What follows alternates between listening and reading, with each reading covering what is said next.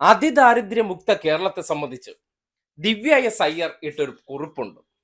കേരളം അധികം ചർച്ച ചെയ്തിട്ടില്ല, പക്ഷേ ചർച്ച ചെയ്യേണ്ടതുണ്ട്. ചില മനുഷ്യർ അനുഭവ സമ്പത്തിന്റെ അടിസ്ഥാനത്തിൽ എന്താണ് അതിദാരിദ്ര്യമുക്ത കേരളം പദ്ധതിയുമായി ബന്ധപ്പെട്ട് അവർ എടുത്ത ഇനിഷ്യേറ്റീവ്, അവർക്ക് അതിലൂടെ കടന്നു പോയപ്പോഴുണ്ടായ അനുഭവങ്ങൾ, അതാണല്ലോ നാട് അറിയേണ്ടത്.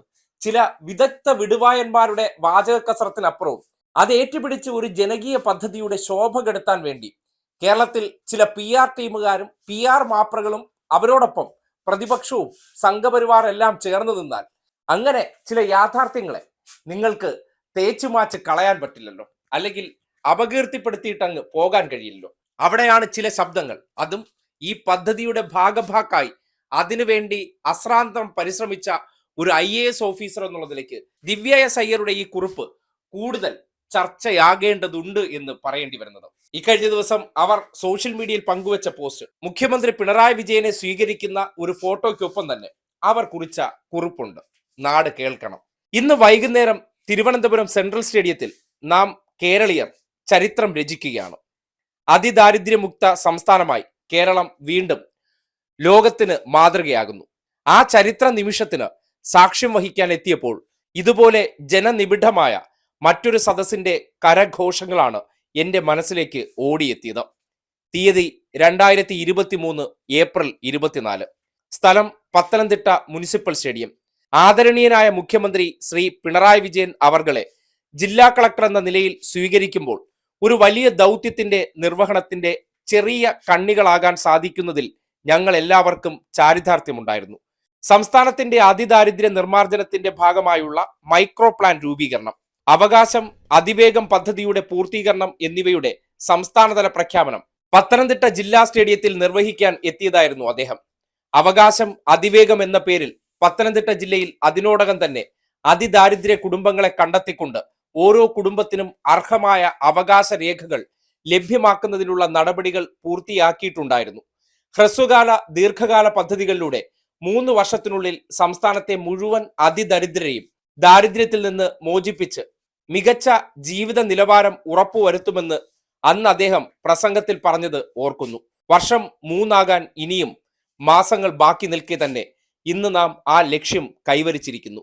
ഇന്ന് എന്നെ കണ്ട് സെൽഫി എടുക്കാൻ വന്ന ചില മിടുക്കികൾ എന്നോട് പറഞ്ഞു, ഞങ്ങൾ സിവിൽ സർവീസ് ആസ്പിരൻസ് ആണ്, മാഡത്തിനെ പോലെ IAS ആകണമെന്നാണ് ആഗ്രഹമെന്ന്.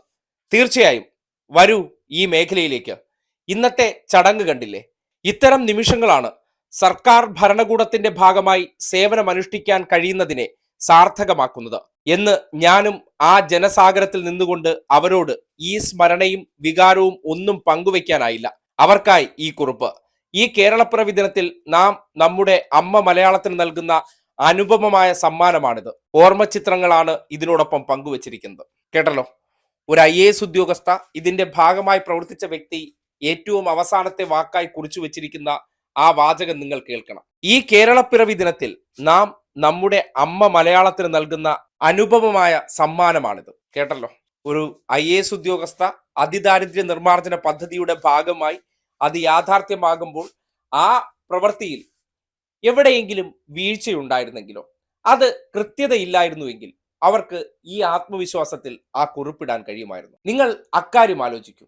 ഒരു IAS ഉദ്യോഗസ്ഥ, നേരത്തെ അനുപമ IAS ഈ പദ്ധതിയുടെ ഭാഗമായി പ്രവർത്തിച്ചതിന്റെ അനുഭവത്തെക്കുറിച്ച് അവർ സോഷ്യൽ മീഡിയയിൽ പങ്കുവച്ചിരുന്നു. IAS ഉദ്യോഗസ്ഥർ തന്നെ ഈ പദ്ധതിയിൽ ഭാഗമായതിന്റെ അനുഭവത്തെക്കുറിച്ച് പറയുമ്പോൾ അതിനുവേണ്ടി അവർ പ്രയത്നിച്ചിട്ടുണ്ടോ? അതിനുവേണ്ടി അവർ ശ്രമഫലങ്ങൾ നടത്തിയിട്ടുണ്ടോ? കഠിനാധ്വാനം ചെയ്തിട്ടുണ്ടോ? അതാണ് ആ വാക്കുകളിൽ നിഴലിച്ചു നിൽക്കുന്നത്. നിങ്ങൾ കുറച്ച് വിദഗ്ധരും അവരെ സ്പോൺസർ ചെയ്യുന്ന പ്രതിപക്ഷവും എല്ലാവരും ഗാലറിയിലെ കാഴ്ചക്കാരായിരുന്നു. ഗാലറിയിലെ കാഴ്ചക്കാർക്ക് അഭിപ്രായം പറയുക വളരെ സിമ്പിളാണ്. എല്ലില്ലാത്തൊരു നാവ് കൊണ്ട് കഴിഞ്ഞ 5 വർഷം ഒരു വലിയ കൂട്ടം മനുഷ്യരുടെ പ്രയത്നത്തെ വളരെ സിമ്പിളായിട്ട് പരിഹസിക്കാനും വിമർശിക്കാനും നിങ്ങൾക്ക് എളുപ്പമാണ്. പക്ഷേ അതിലൂടെ കടന്നുപോയ മനുഷ്യർ പങ്കുവയ്ക്കുന്ന ചില അനുഭവക്കുറിപ്പുകൾ അതിൽ കൃത്യമായി വ്യക്തമാകുന്നുണ്ട് എന്തായിരുന്നു അതിദരിദ്രരെന്നും അവരെ അതിൽ നിന്ന് മോചിപ്പിക്കാൻ വേണ്ടി അവർ എത്രത്തോളം പ്രയത്നമെടുത്തു എന്നും. ആ പദ്ധതി സർക്കാർ ആസൂത്രണം ചെയ്ത് നടപ്പാക്കിയപ്പോൾ അത് തികഞ്ഞ ചാരിതാർത്ഥ്യത്തോടെയാണ് അവർ ചെയ്തു എന്ന് പറയുമ്പോൾ അവരുടെ സർവീസ് ജീവിതത്തിലെ ഏറ്റവും മികച്ച അനുഭവങ്ങളായിരുന്നു ആ പദ്ധതിയുടെ ഭാഗമായിട്ടുള്ള പ്രവർത്തനമെന്ന് ഓരോരുത്തരും പറഞ്ഞു വെക്കുമ്പോൾ എന്താണ് മനസ്സിലാക്കേണ്ടത്?